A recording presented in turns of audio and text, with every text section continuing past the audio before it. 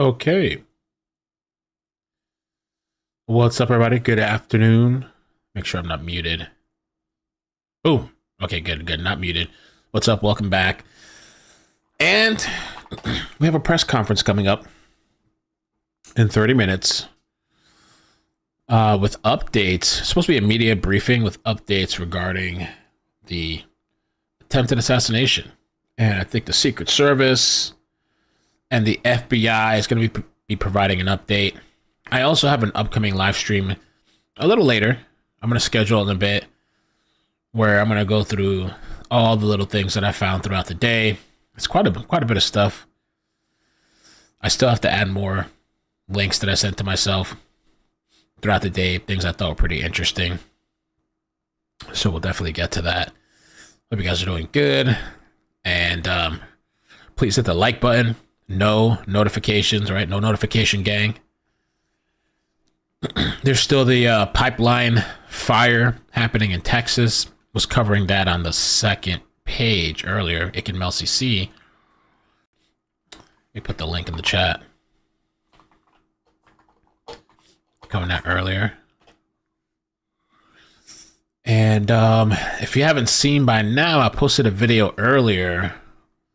They released body cam of the shooter. It's a short video. But I'll show this. I posted a video on the main page here earlier. Driver! Take 2 steps to your right! Take 2 steps to your right! Driver! Walk straight back!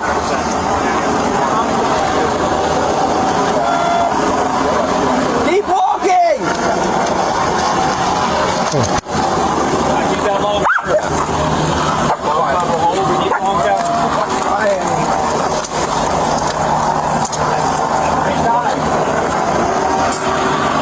What is up, it's Mel. Welcome back. And breaking news. The shooter body cam released and also that he might have been there 12 hours prior to the shooting, staking out the place. Routh is seen struggling with officers with his shirt and arms over his head. He was surrounded by law enforcement on a road 50 miles from West Palm Beach. He was stopped on Sunday morning just over an hour after he allegedly pointed a rifle through a fence and tried to kill the former president while he was playing golf. Police were able to track him down because of a witness, saw him fleeing the scene in a stolen black SUV and showed his license plate. New details emerged that this psychopath, could have been there 12 hours before the terrifying attempt on the president's life. President is safe. Former President Trump, he's safe. He was rushed to safety by Secret Service. He was seen this morning. He had a court appearance and he was seen wearing black prison scrubs and had his hands and feet shackled as he walked into the Paul G. Rogers Federal Courthouse Monday. The hearing was 8 minutes long, and so far he's charged with 2 counts of possession of firearm while a convicted felon and possession of a firearm with an obliterated serial number. That's interesting. It's unclear where he got the rifle from because they don't sell that gun in Florida, apparently. And they used some tracking. And I guess his phone pinged in the area 1:59 a.m. on Sunday through 1:31 p.m. So he was there for a long time. It said 12 hours. That's the odd thing about this, 12 hours. So there's information that he was probably staking out the place. Now, somehow, as they say here, he got prior knowledge, had advanced knowledge that the former president would be golfing Sunday because this wasn't like a publicly announced thing that Trump was going to be doing that day. So many people are questioning, how did he get this information? Was he just following the vehicles that follow Trump, the Secret Service, the motorcade? Or did he have advanced knowledge? We're going to be live later today. Make sure you come check me out today, this evening on Mel. Subscribe, turn on the bell notifications. All right, so that was that. We're coming back a little bit later after the press conference. The press conference starts in 30 minutes. I do want to cover a couple of things. I don't want to go over everything that I have saved, but here's something we can watch right now in the meantime. This morning, we expect to see the suspect in the apparent assassination attempt on Donald Trump in his first court appearance. It's unclear what charges he will face, but we're expected to learn more about that today. Ryan Wesley Routh was taken into custody following the shooting incident with Secret Service Sunday. He was stopped, you see a picture there, stopped on the highway in nearby Martin County. Joining us right now is Martin County, Florida Sheriff William Snyder. Sheriff, thank you very much for coming on. How did you catch, stop him, and take this man into custody? Good morning, Kate. Well, what happened is this. After the attempted assassination of President Trump, we received a bolo of being on the lookout from the Palm Beach County Sheriff's Office. We had a vehicle description and a tag. We immediately deployed to the interstate. We are the border county to Palm Beach County, and so we put all our resources up on the interstate, helicopter, everything we had. And fortunately, one of my road patrol deputies saw the vehicle, followed it for a couple miles, waited till our, we call them pinch vehicles, big trucks with heavy front end bumpers, and we forced the vehicle to a stop. I-95 conducted a felony stop, brought him out of the vehicle, and safely apprehended him. Can you describe for me his demeanor, how he acted when he was picked up? I heard you call it perplexing this morning. Yeah, I was there right after the stop, the screen. And it was perplexing. You know, somebody who actually at the time we weren't positive that we had the suspect, we had the vehicle, we thought we had him, but his facial affect was so flat. His demeanor was relaxed. I honestly thought it looked like somebody who had just left a church picnic and was on his way. He almost had like a smirk on his face too. In my opinion, he almost looked like he was smirking. Home, and I mean, the interstate was crawling with law enforcement. We had, you know, SWAT team had gotten out there, rifles, helicopter, I-95 shut down, a bomb dog, everything was there. He was as calm as really as if he was going for dinner. Well, all that we have heard so far in the reporting is that he is not talking to investigators. Did he say anything at all during any of these interactions when you picked him up? No, it really was the oddest part of it. He never asked a question like, why are you stopping me? What's going on? You know, we're used to stopping people on I-95 all the time. We're known as the wrong exit county. Don't commit a crime and go through Martin. And I would have expected he would have said, what's this about? I didn't do anything. You guys are whatever. Not a thing. He was just calm and good to go with. Anything in the car, about the car, that was noteworthy that you can tell us about? Yeah, I think what was noteworthy about the car was how not noteworthy it was. You know, it's just the ideal car to slip through traffic. I-95, heavily traveled. It was really God's blessing, I think. First of all, that President Trump wasn't hit. And second of all, that we were able to find him as fast as we did. And, you know, prevent the anxiety, I would think, for the Trump family, a killer on the loose. It was good all around. What questions, this is a federal investigation now, your job was to pick this guy up, pick up a suspect, and turn him over to the FBI so they can take on the investigation. Now, what are your questions, Sheriff, about all of this as this investigation now continues? I think the first question, obviously, that they'll want is this a conspiracy? Did this guy act alone? Is he a lone wolf? Possible. Or was he sent by some group to get the president of the United States? I mean, I understand there was a rifle. It was optics on the rifle. That's pretty serious. That wasn't somebody who just woke up and thought, well, let me see what I'm doing. We understand he's not from the area. So are we tracking with a conspiracy? That's the question that I think has to be answered, because if it is a conspiracy, there are other people out there that we have to get to. Martin County Sheriff William Snyder, your team, you guys did your job yesterday. Thank you so much for coming on. Joining us right now is former Secret Service Supervisory Special Agent Charles Marino, and CNN senior law enforcement analyst, former D.C. Police Chief, former Police Commissioner of Philadelphia, Charles Ramsey. Gentlemen, Chief, you've been following this from literally the moments we were getting these first reports in of this all unfolding. As we're learning more about this man's background, they're pieces of a puzzle, pieces of a larger, bigger puzzle. What in his background sticks out to you, grabs your attention right now? Well, I mean, the fact that he was arrested and charged with possession of a weapon of mass destruction, obviously he has a criminal record. The other charges, my understanding, are relatively minor. But as John Miller just mentioned, we don't know the disposition of that particular case. But obviously that stands out. The other thing that stands out to me is an open question, and that is, how did he know the president was going to be on the golf course? I mean, this is an individual that apparently has scouted it out. When you look at the map, you see a roadway very close to holes 5 and 6, which it would make sense that that would be a location. If you were going to try to take a shot, it would be closer, and would give you an opportunity to do so, and also give you an escape route too. So, you know, how his planning, which was obviously present for this, but those are the kinds of questions that need to be answered. Hopefully we start to get some answers today.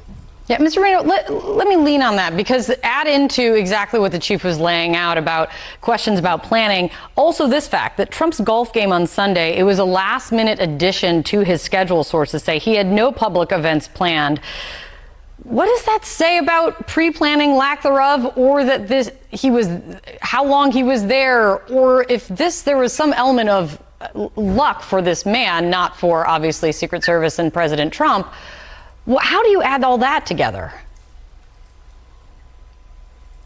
Well, the former president is rather predictable in what he does when he is in West Palm Beach.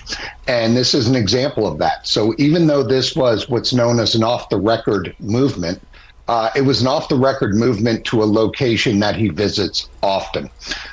So there is a degree of predictability here on the part saying, look, there's a very good chance that the former president can come here. Let's face it, anytime a protectee of the Secret Service arrives to a location, whether on the record or off the record, it's very noticeable, especially with the security level that the former president travels with. So depending on where this suspect was staying in the area, it may have been very noticeable when the former president got there. But, you know, I'm still waiting for the results of the search warrant that are going to be executed on his vehicle. I think there's going to be numerous items that are found in the car that are and will be of protective interest to the Secret Service on the protective intelligence side, that can lead to some degree of surveillance that was being conducted by this individual, to include documentation, things like maps, things like notes. How long was this suspect tracking the former president, and in which ways? Chief, I want to play once again what we heard this morning from the sheriff of Martin County, Florida. This is where this man, the suspect, was taken into custody. Listen to this. His demeanor was perplexing in some way, despite the fact that we had numerous people out with rifles, uniformed personnel, a helicopter, interstate shut down. He was as calm as if he was going to a Sunday picnic.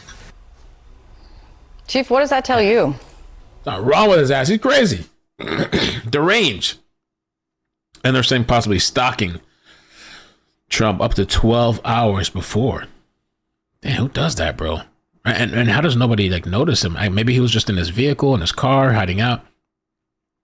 If you guys could help me out with the like button, please, too. I'd appreciate that. No notifications. But yeah, 12 hours. Dang, it's not like he just popped up, you know, and kind of sneak real quick. No, he was posted there. I think they traced his GPS on his phone, or pinged his phone. Well, it's not normal. I mean, average person, you get stopped by police and you've got weapons pointed at you. That's stalker shit. That's crazy X shit. Certainly would not be calm and collected. But, you know, this is an individual that had planned this. It was very cold and calculating. And so it's not surprising that his reaction would be like that. And again, to me, that points toward his involvement in this. And I'm sure that, you know, Secret Service, FBI have probably already confirmed that he was the individual that was seen there. We have to remember now, a witness actually saw him leave that area and had the presence of mind to take a photograph of both the car and the license tag. So he's there. They can put him there. So it's pretty consistent with what we've seen so far. Yeah. And Mr. Marino, the acting director of the Secret Service is headed to Florida today. How are they, or should they be, rethinking threats against Donald Trump and his protection now after this? Yeah, well, the quick question here is, do the resources and operational planning of the Secret Service around the former president match the actual threat level? And that's a question that the acting director and others are going to have to answer for Congress and the American public. The way the agents assigned to the former president yesterday reacted was exceptional.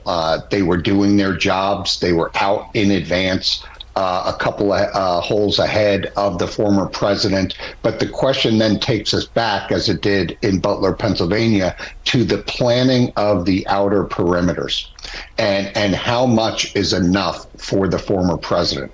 What I can tell you is a losing argument is he's a former president and this is all he's entitled to. That's not going to work. You don't sign up to protect the former president as the Secret Service and say, look, the threat level can only get so high and this is all we're going to give you. That's not the reality of their mission. So they're going to have to constantly assess this threat, both domestically and from foreign entities like Iran, and up the resources and planning here. Yeah, gentlemen, a lot more to learn, but thankful for you to help walk us through it as we know it now. Thank you both very much. Ooh, mamma mia. Okay, so we got, let's see how much time we got. I need this window, actually. About 10, 12 minutes. We got this fire, this pipeline busting out in Texas. Passing up some time. And I'm prepping the next stream that we're going to do, where we're going to cover a bunch of stuff. We're learning brand new information about the suspect involved in what the FBI is calling another apparent attempted assassination against former President Donald Trump. The suspect, 58-year-old Ryan Routh, just went before a federal judge for his initial appearance this morning, in which he was charged with 2 weapons violations you see on your screen. But our sources tell CBS News more charges are likely.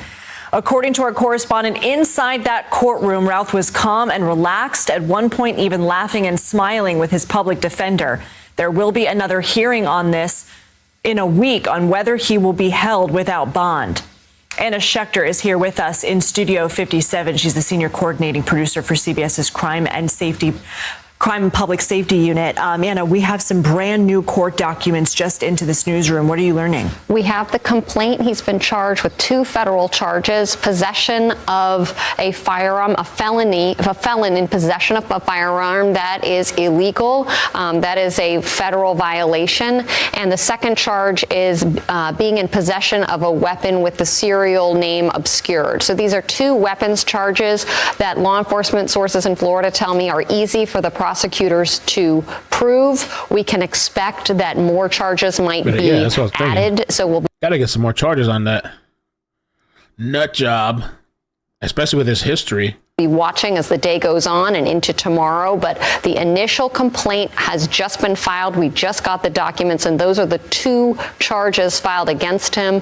Just a reminder to our viewers, we had a 2002 felony charge against this suspect for being in possession of a weapon of mass death. They actually quote that in this complaint just out today. Okay, so if we can, let's put up the graphic again of the 2 charges so far that Routh is facing. What else can you tell us about this hearing today and what your sources are telling you? Well, this was very preliminary. It's the first time we saw from him. My local law enforcement sources say that calm demeanor, where he's sort of relaxed, that matches the way he was acting as he was arrested. The Martin County Sheriff arrived at the scene pretty soon after he was apprehended, and he told me just half an hour ago that he was taken aback at just how calm he was, and that he had this instinct, that's definitely the guy. This is the person. And he just couldn't believe how it was like he was waiting for this. So that was an interesting conversation to have. He likes the attention. He finally got the notoriety he's been looking for years, the attention he's been seeking. He's a martyr and a hero amongst some. Now he's, I don't know. I'm telling you, I saw like a smirk on his face. He almost enjoyed it. Happy he was caught. Happy he didn't finish he didn't succeed in the assassination attempt. Apparently there was somebody else that tried some type of plot too recently against Trump. We're going to talk about that later. Non-stop. The sheriff told me that he immediately transferred him into the custody of the FBI. These interviews are ongoing, and we're painting a picture of his motive. The fact that he had a GoPro there is really interesting to investigators. Was he planning to film himself carrying out an act? Those preliminary interviews have just completed, but this will be ongoing. But so far, we have no indication that he was violent or making any violent threats against any candidate, but that we'll be watching for any information that might come out of this investigation. What are we learning about him in terms of where he's from? Does he have any connection to this area? He does not. He's from North Carolina, and he spent the past few years in Hawaii, but interestingly, he traveled overseas to fight for Ukraine. He was passionate about fighting for that cause.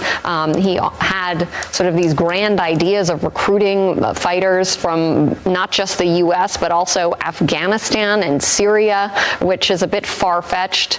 And it's unclear if he ever made a huge impact, but he did travel to Ukraine in the 2022-2023 timeframe, was interviewed by the New York Times and other outlets about this. So that's something he was passionate about. He also posted to X in the wake of the assassination attempt just 2 months ago, critical of Donald Trump, saying, I supported you in 2016, but now I can't wait to see you gone. So that's also part of this investigation. What are the questions you're going to be asking today? Well, today I want to know from federal prosecutors the timeline. First of all, did he purchase the gun in Florida, or did he travel with this gun? Did he travel to Florida with the intent of carrying out an assassination, or did he decide this more spur of the moment? Did he see a motorcade driving by? The fact that he had the GoPro, it seems like he took a little bit of time to get himself set up at that fence. So I want to know exactly what was going on in the minutes, hours, and days leading up to him being apprehended. Anna Schechter, we appreciate your reporting. Thank you. Okay. All right, few minutes. 5 minutes left. Countdown. I am going to come back in a little while after this press conference to share all the information about the stuff that I found. Interesting stuff, some funny stuff, some weird stuff. Videos, clips, all kinds of stuff with regards to this assassination attempt and people's thoughts online. Ryan caught red-handed.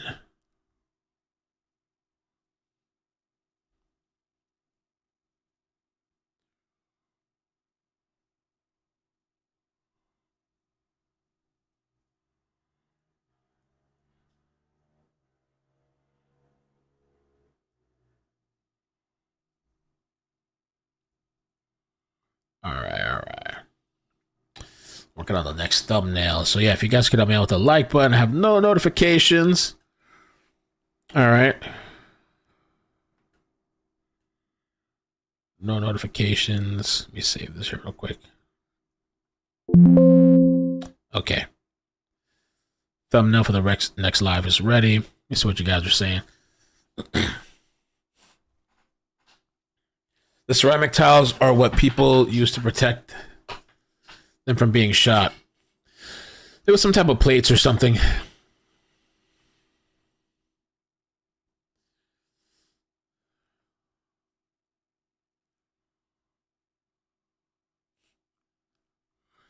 Some type of plates.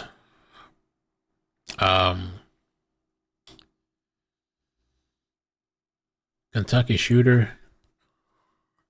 They're still searching for the Kentucky shooter. The search area shifts. I wonder where they moved to. Need some water.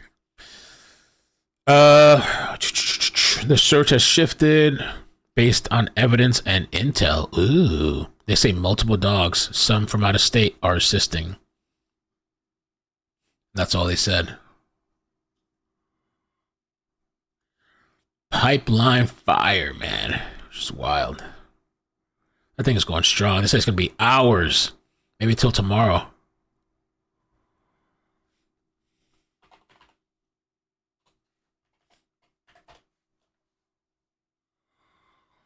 It was in court today. Let's see what else we got. Ex-FBI.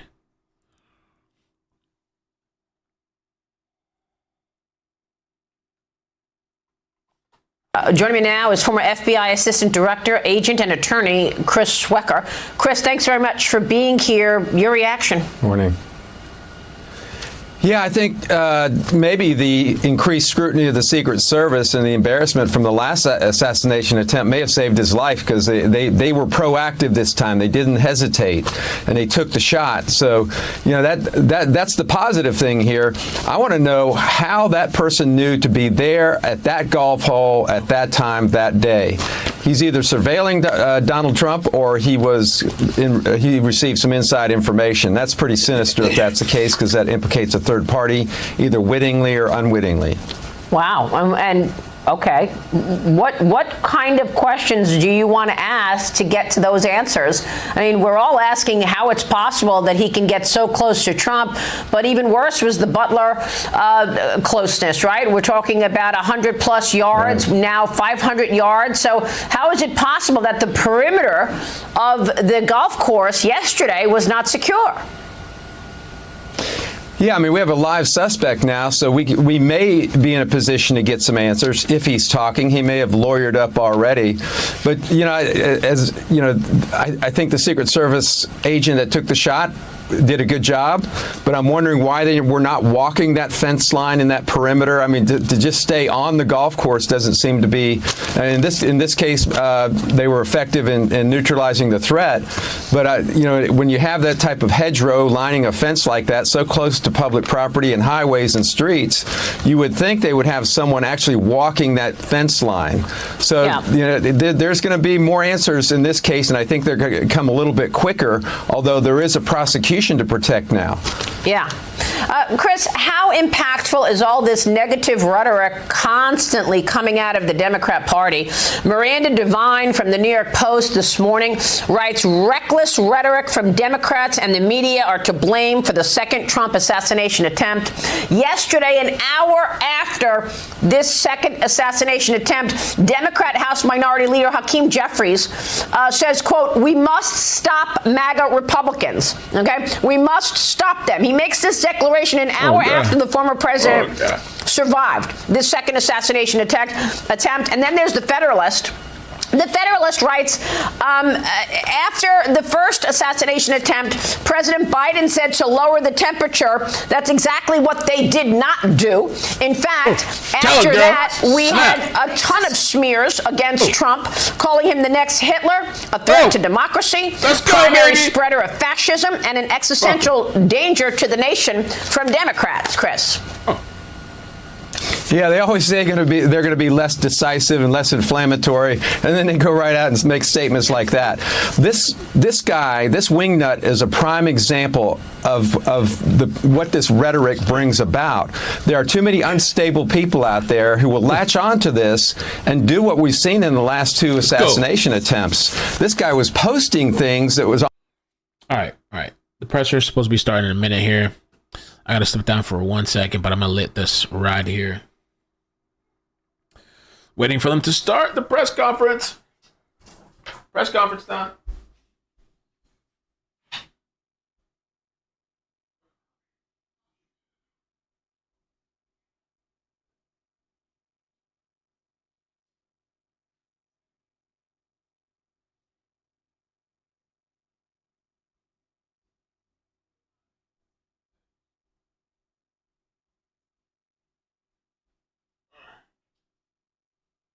Coverage of a fire in Deer Park. Just before 10 this morning, emergency crews rushing to this scene, a pipeline fire by the Brook Glen neighborhood that's going to be at Spencer Highway.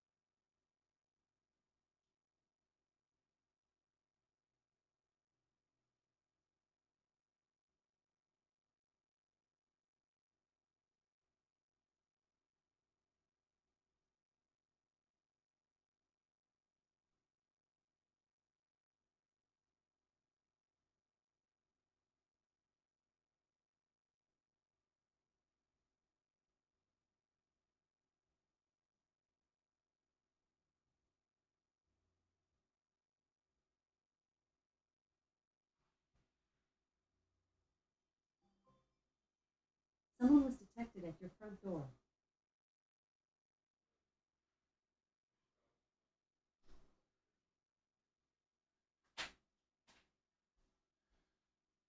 Still? Oh, all right, I'm back. Waiting on the press conference. Relax, relax. What's going on? All right, all right.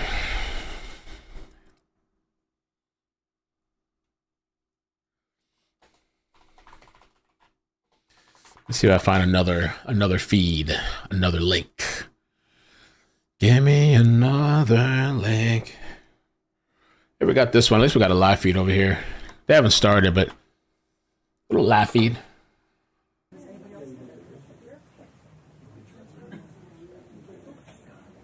And help each other out. This is a really good neighborhood. We all believe in taking care of one another. So we're gonna do what we can to help the families and coming up with something that we can help them and their kids get through this horrible mess. And you were just telling me you lived in this neighborhood a long time, and you said you remember them actually putting the pipelines down here. Did you ever just, living that close, living right, they're literally running behind your house, you ever have concerns something like this could happen? Yes, but you never really think that it's actually going to happen. They run directly behind the fence and also the playground where the kids play.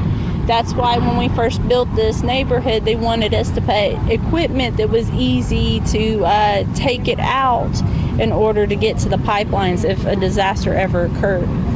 So, but we never thought this day would come where this would actually happen. You did have a Thank God there was not any children at that playground at the time when this happened. Thank God. Because it destroyed the playground. Come on, man. The footage. Well, yeah, I've been saying the same for a couple days. Horrible. They got couch. They got couch. I say I appreciate you sharing that with us here right now. Your home and likely the rest of this neighborhood. Well, y'all heard they got couch recliner. These events tonight at Mar-a-Lago that has nothing to do with the campaign. He's launching a new crypto program just for his own personal brand. All of that is the show must go on. But what changes might be being made to the security posture around some of these events, or how things like the rest of the former president's schedule, like They're out there searching for him. The couch, Kentucky manhunt. They got K9s, cops.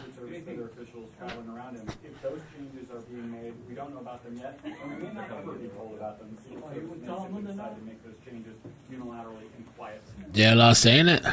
Oh. I haven't heard it anywhere.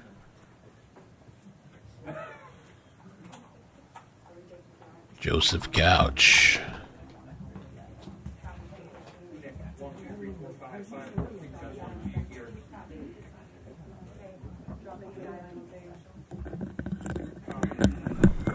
They may have the Kentucky shooter, according to JLR.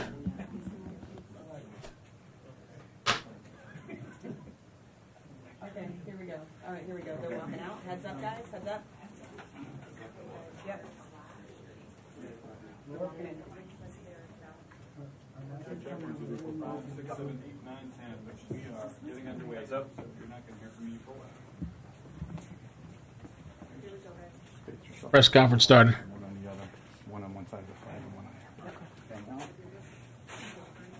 Uncle Seth's over.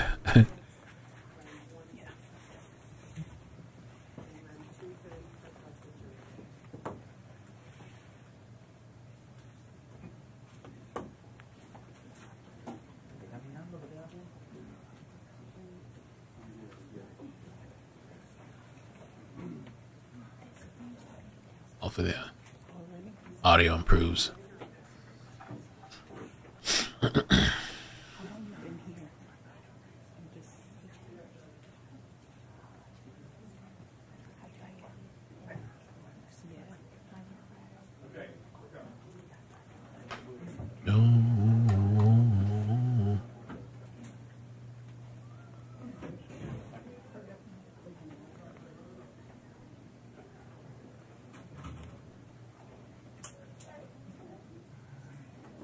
Of course we.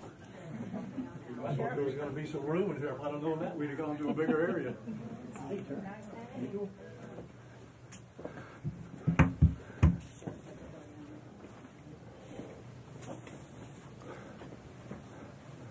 Okay, just a couple little housekeeping things here, in case you haven't been with me at a press conference. We, meaning the gentlemen that are up here, which is the U.S. Attorney, FBI, Secret Service, we're going to give you everything that we have. We're going to give you the latest updates. They're going to tell you what's going on with the investigation, everything.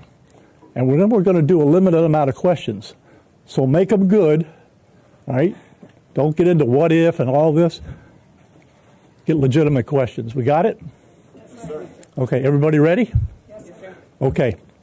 We're here today to give an update on the investigation in regards to the incident at Trump International. With me is the U.S. Attorney, the FBI, and the Secret Service. Just to give you a little information, as you well know, the road down there on Summit is still blocked off. It will be blocked off probably for the remainder of today and probably a good portion of tomorrow until some of the investigative things need to be done and finished. But we're accommodating people in and out, getting them to the library, getting them to the post office, so the public is not going to be that far inconvenienced. The security level at Mar-a-Lago is the highest it can possibly be now. The road closures are back in place and will remain there. The checkpoints are in place.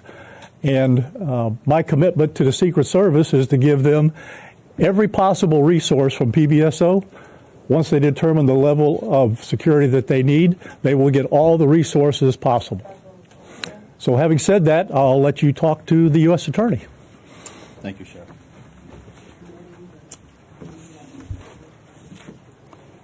Good afternoon.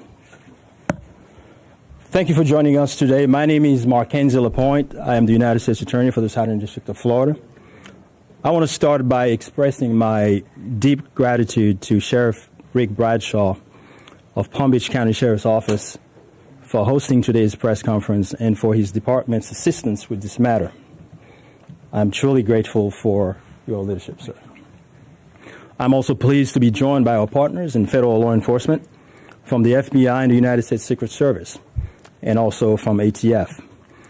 Joining us today for comments and announcements are Special Agent in Charge Jeffrey B. Veltri of the FBI Miami Field Office and Acting Director of the U.S. Secret Service, Ron Rowe. I want to also thank the men and women in law enforcement who have been working around the clock in the initial phase of this ongoing investigation. Our partners include federal and local authorities who effectuated the apprehension of the defendant and have aided in ensuring federal charges were filed against him this morning.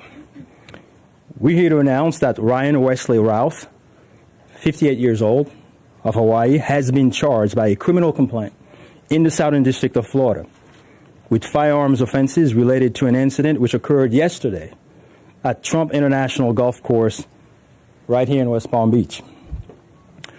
Roth was charged federally with possession of a firearm by a convicted felon and possession and receipt of a firearm with an obliterated serial number.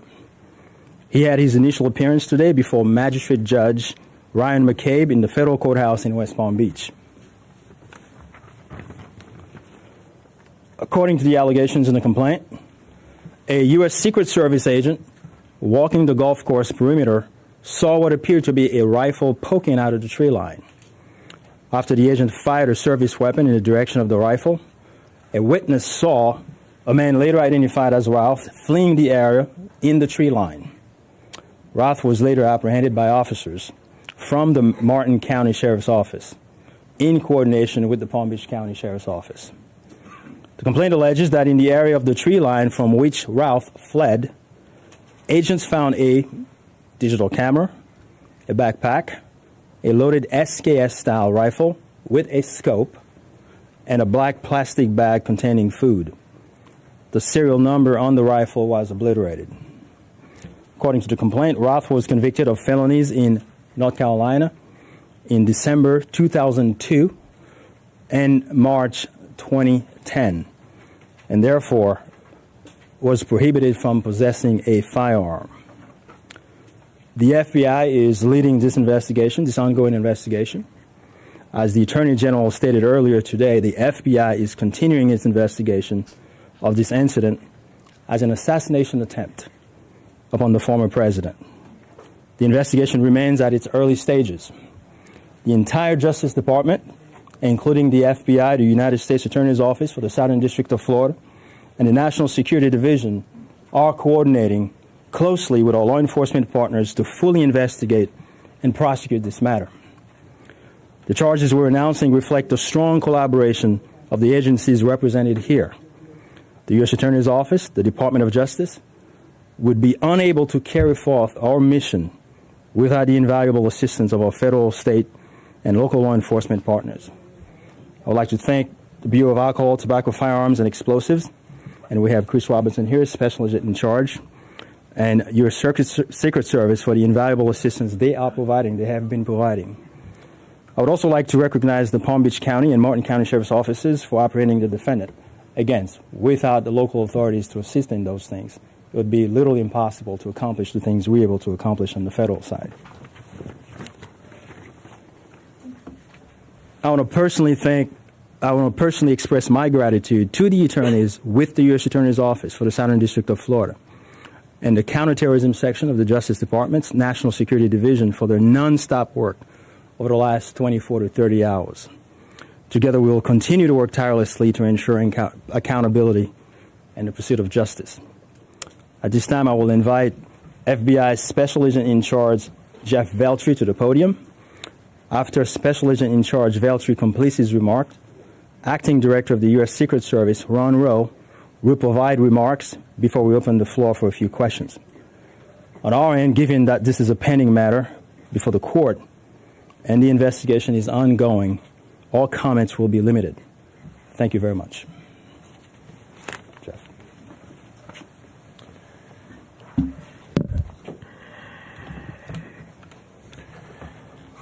Good afternoon. For a quick introduction, my name is Jeffrey Veltri, FBI Special Agent in Charge for the Miami Field Office. The FBI immediately responded to the scene here in West Palm Beach, Florida, and we are investigating this matter as an apparent assassination attempt of former President Trump. We view this as extremely serious and are determined to provide answers as to what led up to the events which took place. I want to emphasize we're just a little over 24 hours into this investigation, so we're going to provide as much as we can publicly while our investigation is still ongoing. We must also stress that the United States Attorney's Office is pursuing charges, and that limits some of the details that we can discuss publicly. Yesterday afternoon, Martin County Sheriff's Office took custody of Ryan Routh, and he was transported back to Palm Beach County Sheriff's Office. Our FBI agents then attempted to interview him, and he invoked his right to an attorney. Oh. In the last 24 hours, the FBI and our partners have been dedicated to investigating the incident and utilizing all available resources. These efforts have included our investigative team and the United States Attorney's Office for the Southern District of Florida, in conjunction with DOJ's National Security Division, are actively working hand in hand to pursue and subsequently execute search warrants. Thus far, the warrants include a video recording device, subjects' cellular devices, a vehicle, and other electronic devices located at previous known addresses. We are coordinating with the United States Secret Service to complete numerous interviews of agents on scene. We have also interviewed 7 civilian witnesses at the scene, and that is just the beginning. Our FBI's Honolulu and Charlotte field offices have initiated interviews of several family members, friends, and former colleagues of the subject. FBI has deployed several specialty teams and assets from FBI headquarters and our lab division in Quantico to include evidence and critical incident response personnel. The evidence response team is collecting and processing multiple evidentiary items. These range from the rifle, which is an SKS model with a scope and obliterated serial numbers, to 2 bags, the subject's electronics, and what appears to be ceramic tiles. DNA has also been collected from those items, which are being sent to Quantico for testing. We will also process the subject's vehicle for evidence. The Cellular Analysis Survey Team, what we refer to as CAST, conducted thorough analysis of the subject's cellular device locations. The CAST analysis aligns with witnesses' account of the subject's presence at the scene both before and around the time of the incident on September 15th. More specifically, we're continuing to conduct analysis and will be compiling the subject's movements in the days and months leading up to September 15th.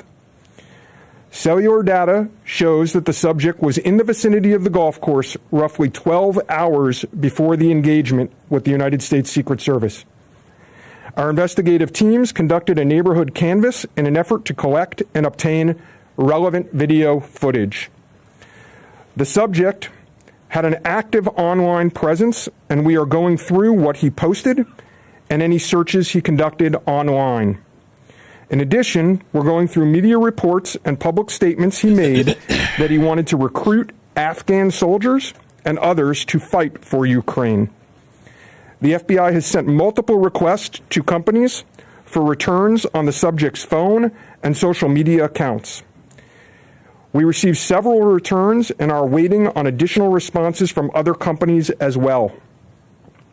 Our investigative team is completing analysis of the returns and actioning leads as needed, and we anticipate continuing until the FBI knows the full totality of the subject's social media presence.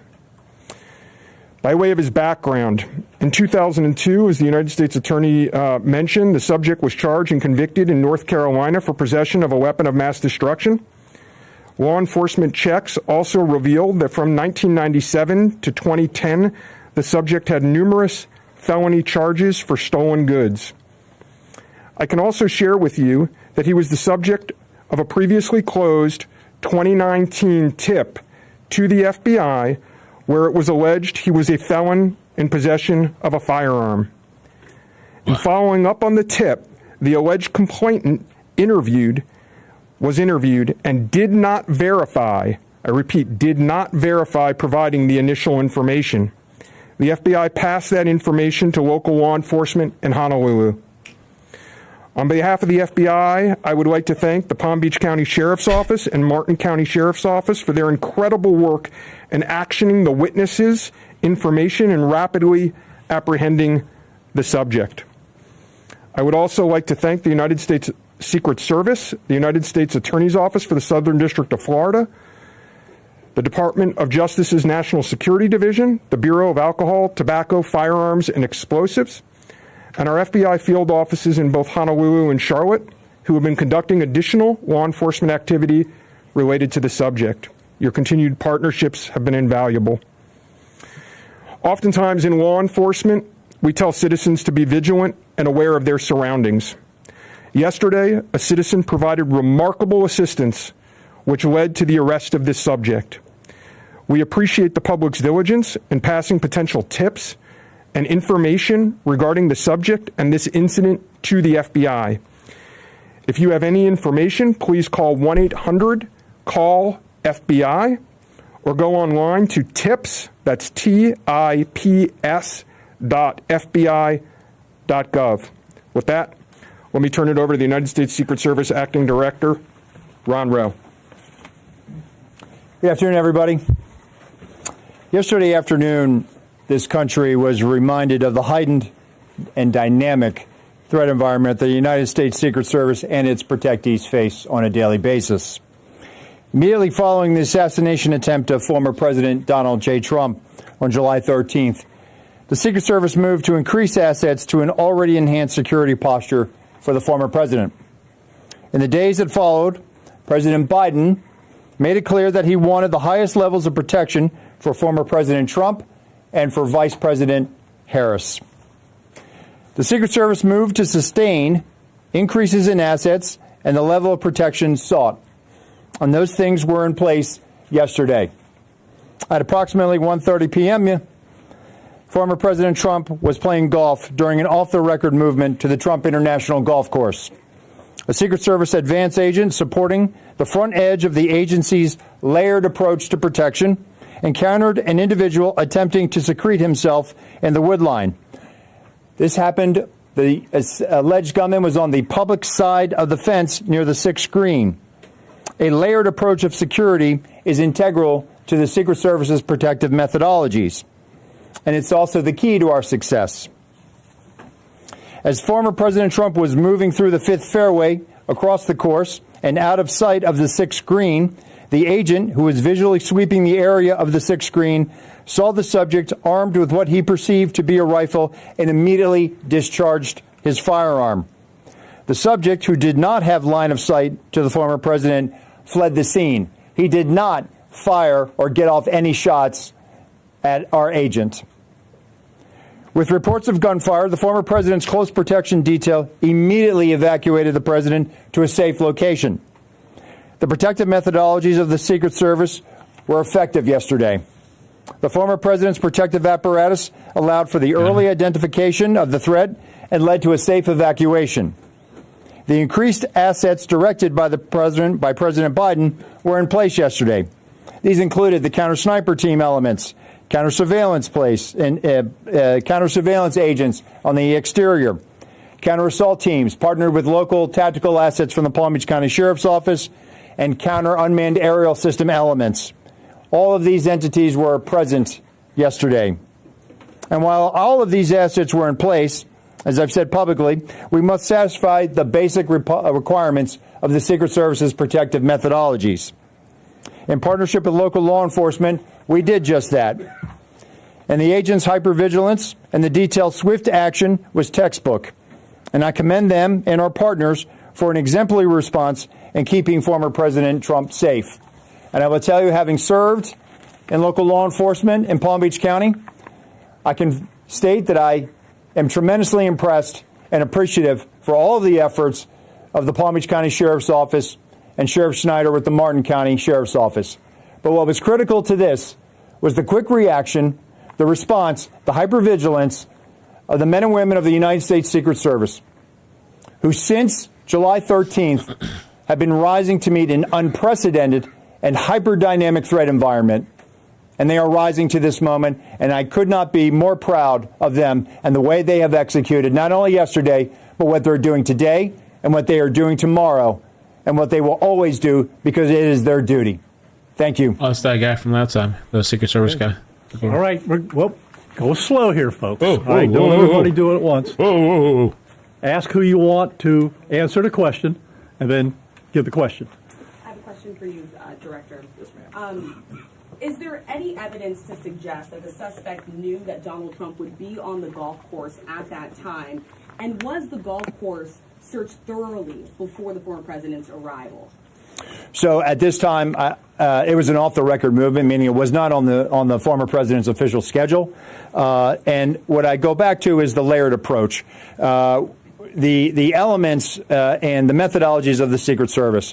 There was a front element. It did its job in sweeping ahead of the president. That's what identified this individual who was in that wood line. And the swift action of that agent doing his job, pushing out ahead, sweeping while the president was behind him several hundred yards and several holes away, out of sight from the gunman, did his job. And that was what alerted the detail, and the swift action is what triggered that. First question, was there any evidence to suggest that the suspect knew that Donald Trump was going to be on that golf course at that time? Based on what I know now, and it's an active investigation, I don't have any information on that. Harry Parker. How many times did your agents go around the perimeter and scope out the golf course during the 12 hours that this guy was holed up in the shrubbery? So this was an off-the-record movement. It wasn't a site that was on his scheduled. It wasn't part of his schedule. So there was no posting up of it because he wasn't supposed to have gone there in the first place. Garrett Haig. Have you briefed former President Trump on your findings so far, and has his campaign asked for any changes in his security going forward after yesterday? So over here. Sorry. So I've had a conversation with the former president. We've explained and we've worked with the campaign. The president is aware that he has highest levels of protection that the Secret Service is providing him. We constantly evaluate based on threat. And yesterday what we show is that our agents and our protective methodologies, and there's a lot of tactical assets in place, things that have been put in place as a result of what happened 60 days ago, those elements are working, and that demonstrates the redundancies that we have. And so we constantly evaluate. We'll of course, look at this and see what lessons learned from it. But as of right now, we are constantly evaluating that threat. And if we need to ratchet up additionally, we will. Yes, sir. Do we know when Routh arrived in Florida in general, when he arrived in Palm Beach, the area? That's a question probably for the FBI. If he's been at the golf course prior to this scoping it out. We're in the process of collecting a lot of evidence, and that will be part of that investigation to determine his whereabouts going back quite some time. Do you have any detail on where he might have gotten it? That's part of the investigation as well. Again, that's going to be a little bit challenged until we're able to determine the serial number on that gun. So we're hopeful to be able to do that. We're still looking into that. The sheriff mentioned about the highest level of protection that they would lock down the golf course. Was that a miscommunication then, being that President Biden ordered the highest level of protection? Do you want to take this, Sheriff? Or do you want me? Go ahead. Okay. So here's the deal. When it comes to Secret Service protection, we provide the highest level. So, for example, yesterday, counter-assault team elements. I'm not going to go into the number of personnel that we have out there, but we have the highest levels from Secret Service.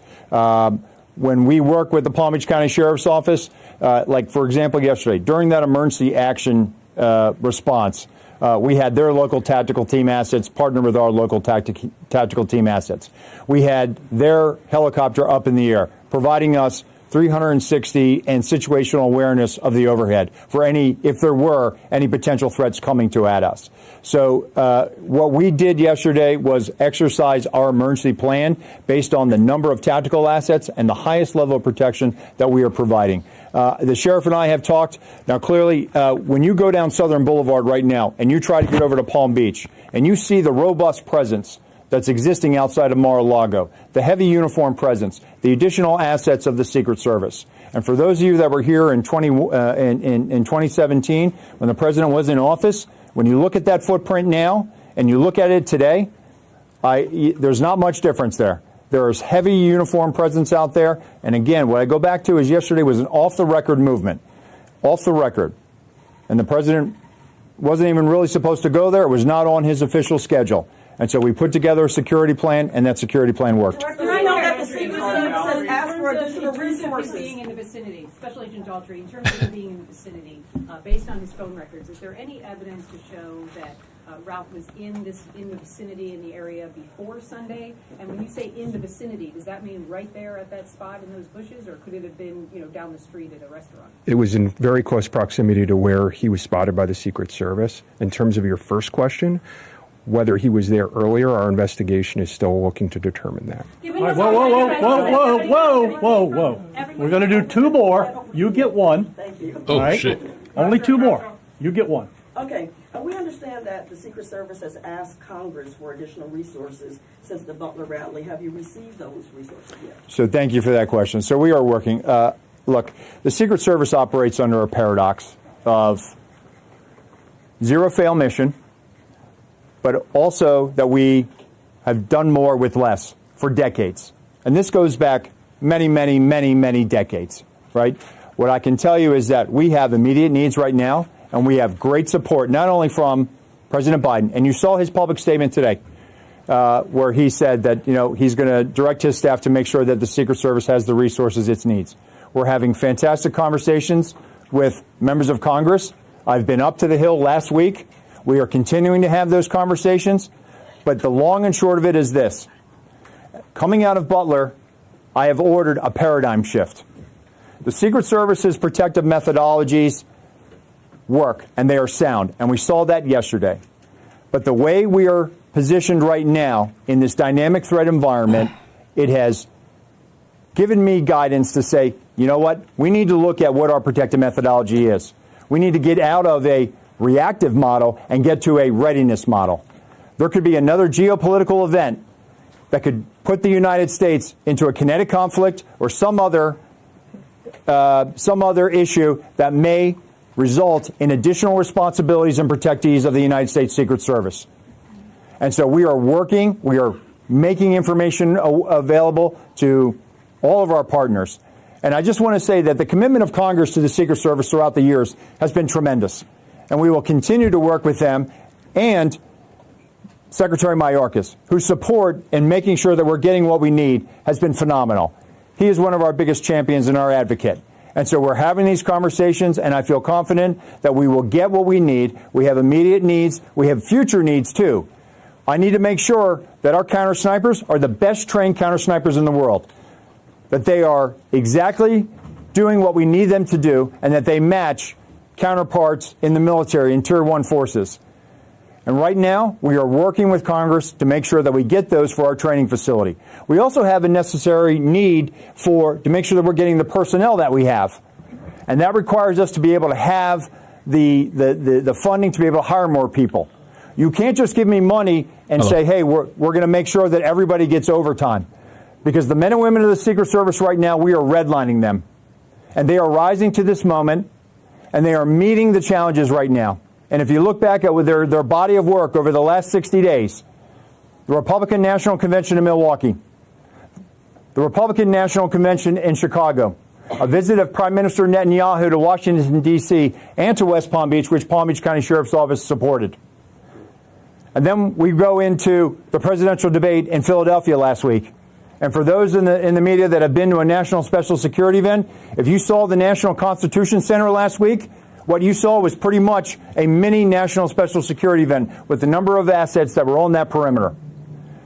And so our folks are rising to this moment, but it requires all of us to be able to have good conversations and make sure that we're getting the Secret Service where it needs to be. And I'm confident that we will achieve that because we don't have an alternative. Success, we have to have it every day. We cannot have failures. And in order to do that, we're going to have some hard conversations with Congress, and we're going to achieve that. Last question, one more. The special agent in charge of the FBI, Yes, sir. did he act alone? Did he have some kind of help? At this point, we're still exploring that, investigating that. Our investigation will determine that. We do not have information that he's been acting with anyone else at present. Do we know how long he's been in Florida when he arrived? Oh, you snuck one in there. At this point, Our investigation is still determining that. Thank you. All right. Anyhow, nope, that's it. We're not going to do any more. All right, you got a lot of information there. The last thing I will tell you is, like the director of the Secret Service says, the president called me last night, President Trump. He thanked me for everything that we did along with the Secret Service. He knows we work great together, and he feels safe. That's important because he is. And what we did yesterday proves that the system can work because the suspect didn't even get close to getting a round off, and we apprehended him and brought him to justice. So we're very, very proud of that. Thank you, folks, for being here. I appreciate it. Sheriff, one more time for the record. How do you pronounce his last name, Sheriff? Is it Routh or Routh? I've heard both. Tomorrow.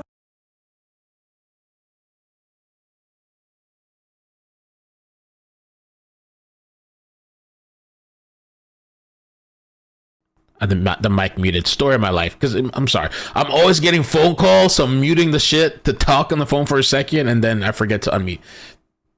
Anyway, so a lot of people have been asking me about what's going on with the Joseph Couch thing. JLR is out there he has a lot of people on the stream, 20,000 people. And I haven't had a chance to listen to this because obviously I'm streaming. So if I turn on the audio, you guys are going to hear it. I haven't been able to check it out. But people said they heard flashbangs and all this stuff. Well, I don't know. KSP just posted, Kentucky State Police. They're saying update just now. Search efforts for Joseph Couch led KSP to a residence in Laurel County. Couch was not located at the residence. So search continues. KSP will update with any media updates. Now, I don't know if they're talking about this. Like, I don't know if this is the same place where JLR's at. I don't know. You know. Oh, the chopper left. I was gonna see where the chopper was at, but he just left.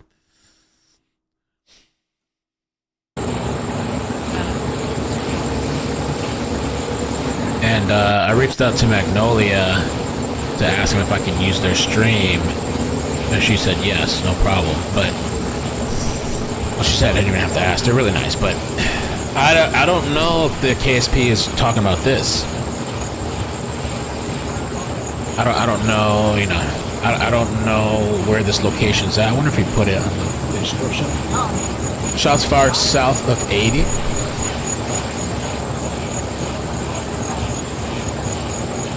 I haven't listened. Oh, you got the Keurig? What tastes so good? Make a mute button for the screen so you can see it too. That's true. I should do something.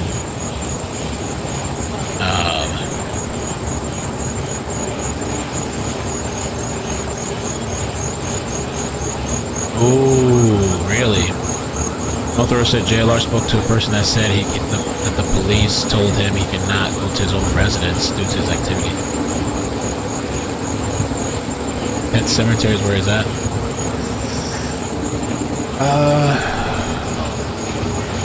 I don't know what we should do. I mean, I think at 5:30 I'll have another notification. But I don't know if I should cover this or cover the shooter stuff. I guess I'll have to wait and see. I don't know if this is,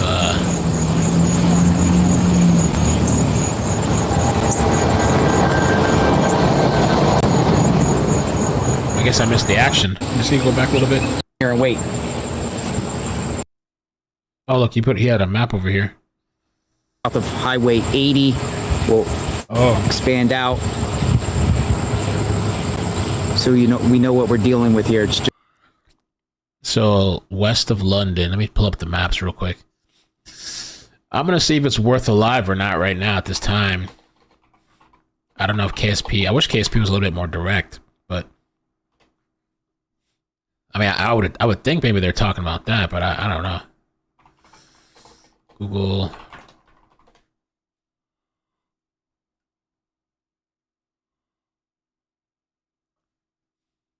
$49er. 49er truck stop. Okay, so west of London.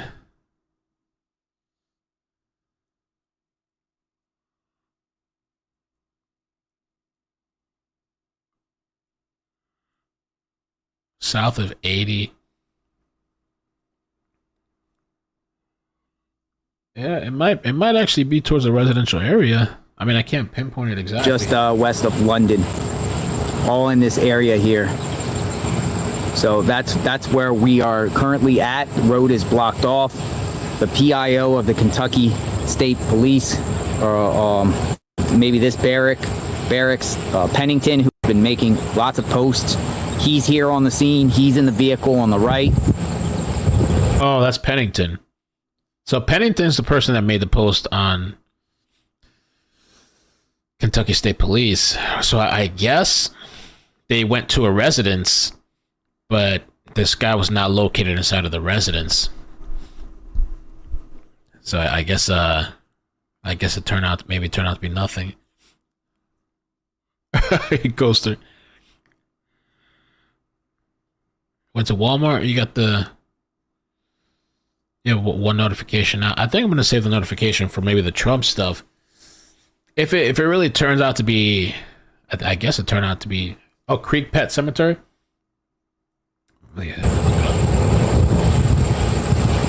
Oh, okay. Chopper's still in the sky. Oh, so there is residences here. Okay. I thought it was just all woods. That's interesting. I wonder what led them to get to the house.